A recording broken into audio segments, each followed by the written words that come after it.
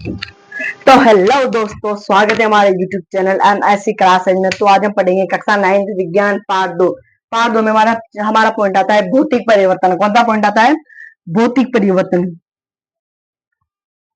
भौतिक परिवर्तन। पिछली वीडियो में मैंने आपको बता दिया था प्रभाव तक। कहां तक बता दिया था? टिंडल का प्रभाव तक। अब नेक्स्ट आता है भौतिक परिवर्तन। भौतिक परिवर्तन क्या होता है वो हम जानेंगे। भौतिक परिवर्तन के पहले मैं आपको भौतिक परिवर्तन क्या होता है।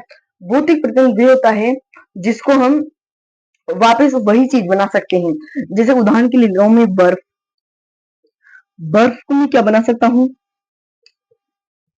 पानी। और पानी को मैं क्या बना सकता हूँ? बर्फ। यानी कि उसके अंदर नई चीज का तो निर्माण होगा, पर वापस वही चीज बन जाएगी। तो इसके अंदर क्या हो जाएगा? अर्थात नई चीज का निर्माण नहीं होगा। आगे समझ में ये तो हम लिखो परिभाषा भौतिक परिवर्तन की। वह परिवर्तन जिसमें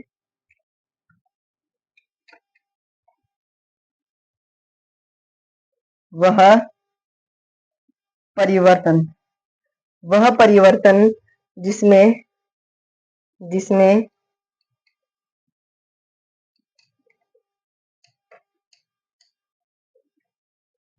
पदार्थ के भौतिक गुणों वह परिवर्तन जिसमें पदार्थ के भौतिक गुणों जैसे रंग, जैसे कहता है रंग, कठोर, जिसे कहता है कठोरता आता है, कठोर,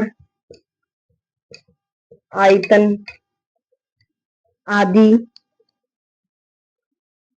आते हैं, भौतिक परिवर्तन कहलाते हैं। क्या कहलाते हैं?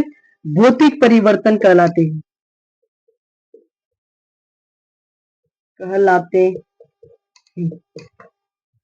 वह परिवर्तन जिसमें पदार्थ के भौतिक गुणों जैसे रंग, कठोर, आयतन आदि आते हैं, भौतिक परिवर्तन कहलाते हैं। जैसे मैं उदाहरण लिया था आपको बर्फ का।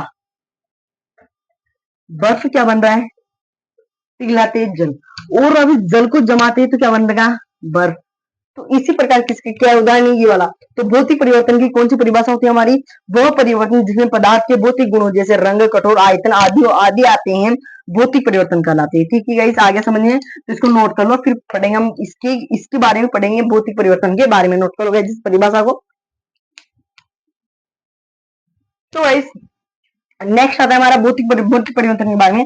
भौतिक परिवर्तन के गुण क्या पढ़ेंगे? भौतिक परिवर्तन के गुण। भौतिक परिवर्तन के गुण में हमारा पहला पॉइंट आता है यह परिवर्तन अस्थायी होते हैं। क्या होते हैं? ये भौतिक परिवर्तन अस्थायी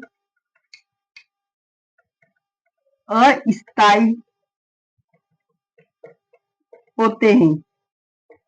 भौतिक परिवर्तन क्या होते हैं? अस्थायी होते हैं। भौतिक परिवर्तन अस्थायी होते हैं। तो इस प्रारंभिक पदार्थ को प्राप्त किया जा सकता है। प्रारंभिक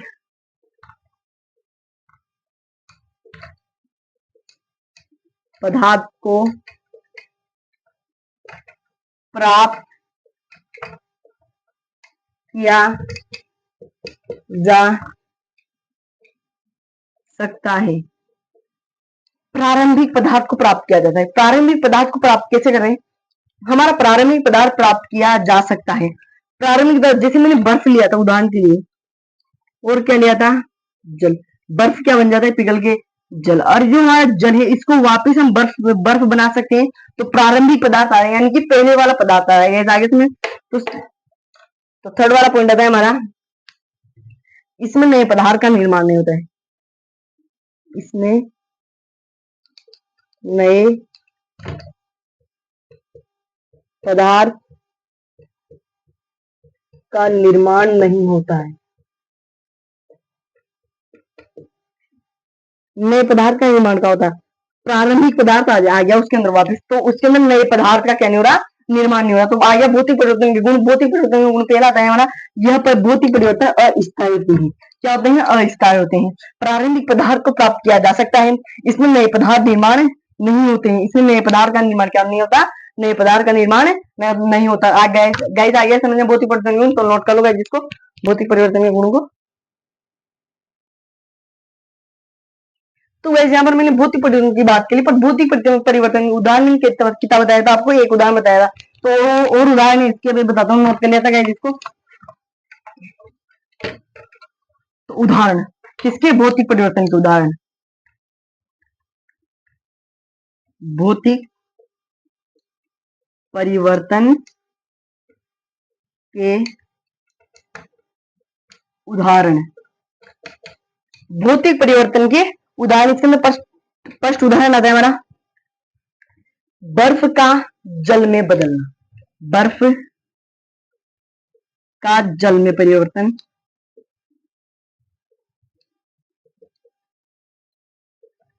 वह जल का बर्फ में परिवर्तन। फर्स्ट उदाहरण। सेकेंड है बल्ब का जलना, बल्ब का जलना। बल्ब का जलना क्या, ये क्या लिया मैंने, ये क्या है मेरे पास, ये बल्ब मान लो आप, बल्ब मान लिया। अब इसका जलना क्या कह रहा हूं मैं, बर्फ का सॉरी बल्ब का जलना। तो बल्ब लाके दिखाता हूँ गाइस, पहले रुको गाइस। तो ये बल्ब का जलना, बल्ब का जब बल्ब जलेगा ना तो उसके अंदर वापस बंद हो जाएगा, तो वह जलेगा बंद हो जाएगा। जैसे मैं दिखाता हूँ, ये मैं ले लिया है बल्ब, बल्ब को लिया है, ये बल्ब है, इसको मैंने जलाया, जल गया, बल्ब जल गया। तो यदि ये वापस बंद कर दिया, ये वापस जल गया, ये वापस बंद कर दिया, ये वापस जल गया, ये वापस बंद कर दिया, ये वापस जल गया, तो ये वापस बंद कर दिया। तो यही परिवर्तन क्या होता है, बार बार रिपीट हो जाए। तो वो कौन सा परिवर्तन कहलाएगा, भौतिक परिवर्तन का उदाहरण है। तो वो कौन सा परिवर्तन कहलाएगा, हमारा भौतिक परिवर्तन। तो थर्ड आता है हमारा मोम का पिघलना, मोम का मोम का पिघलना। गैस मोम तो नहीं है, मोम को बता नहीं सकता आपको। आप मोम जानते हो, मोमबत्ती को जानते हो या, ये तो मोमबत्ती पिघलती है तो उसके अंदर जो लपटें नीचे नीचे गिरती है वही वापस मोमबत्ती बन जाती है, बन जाती है। तो वो कौन सा परिवर्तन का उदाहरण था हमारा, भौतिक परिवर्तन का उदाहरण था। आगे समझिए तो नोट कर लो इसको।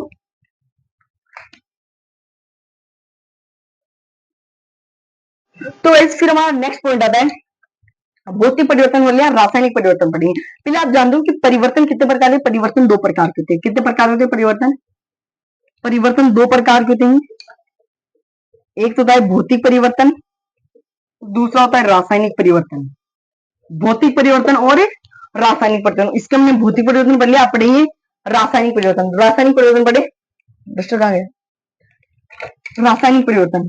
भौतिक परिवर्तन किसे कहते हैं वो पढ़ लेगा जल्दी। अब पढ़ेंगे हम रासायनिक परिवर्तन, क्या पढ़ेंगे,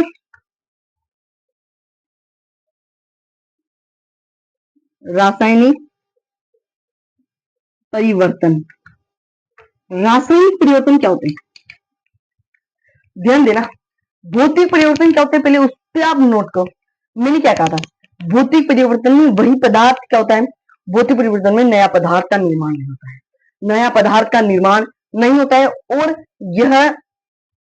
और भौतिक पदार्थ, रासायनिक परिवर्तन में नए पदार्थ का निर्माण नहीं होता है। तो इसकी परिभाषा है, और फिर भौतिक परिवर्तन में नए पदार्थ का निर्माण, सॉरी रासायनिक परिवर्तन में नए पदार्थ का निर्माण होता है, और भौतिक परिवर्तन में नए पदार्थ का निर्माण नहीं होता है। तो नोट, तो परिभाषा लिखता हूं, वह परिवर्तन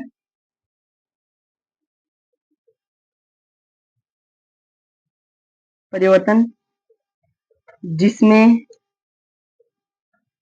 नए पदार्थ का निर्माण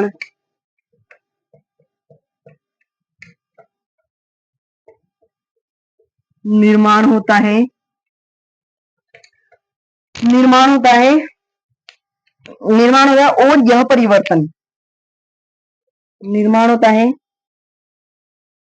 वह परिवर्तन जिसमें नए पदार्थ का निर्माण होता है, और यह परिवर्तन प्रारंभिक पदार्थ प्राप्त नहीं होता है। और इस परिवर्तन में प्रारंभिक पदार्थ प्राप्त नहीं होता है, प्राप्त नहीं होता है।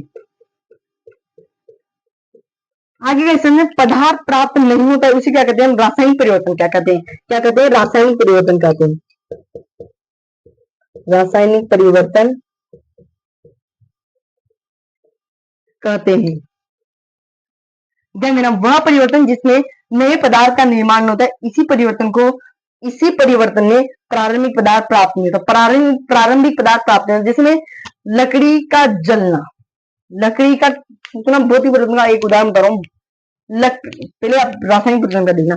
लकड़ी का जलना, लकड़ी का जलना, यदि लकड़ी जलेगी, लकड़ी जलेगी तो उसके अंदर क्या बनेगी? राख। क्या बनेगी? राख। यदि लकड़ी जलेगी तो क्या बनेगी? राख बनेगी। तो वो राख जो है, वो उस राख से क्या लकड़ी बन सकती है क्या? यदि राख से लकड़ी बन जाएगी ना, वही लकड़ी, तो उसको क्या कौन सा परिवर्तन उदाहरण करेंगे? भौतिक परिवर्तन का उदाहरण।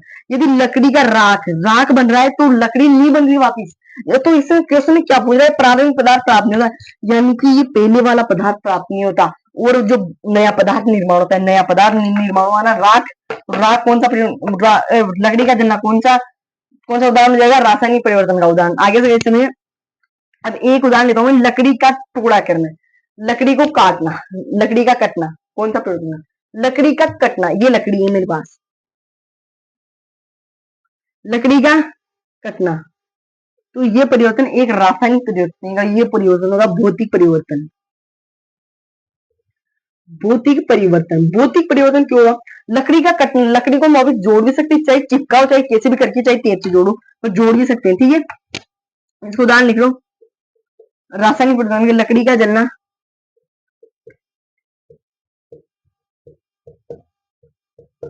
मोम का पिघलना लिखा था पहले मैंने, भौतिक परिवर्तन, ऐसे लिखूंगा मोम का जलना, मोम का जलना। आगे समझ में, भौतिक परिवर्तन किसे कहते हैं? वह परिवर्तन जिसमें नए पदार्थ का निर्माण होता है और इस परिवर्तन में प्रारंभिक पदार्थ प्राप्त नहीं होता, रासायनिक परिवर्तन कहलाता है। उदाहरण के लिए लकड़ी का जलना, और सेकंड वाला उदाहरण है मोम का जलना। आगे समझ में, रासायनिक परिवर्तन तो नोट करोगे जिसको।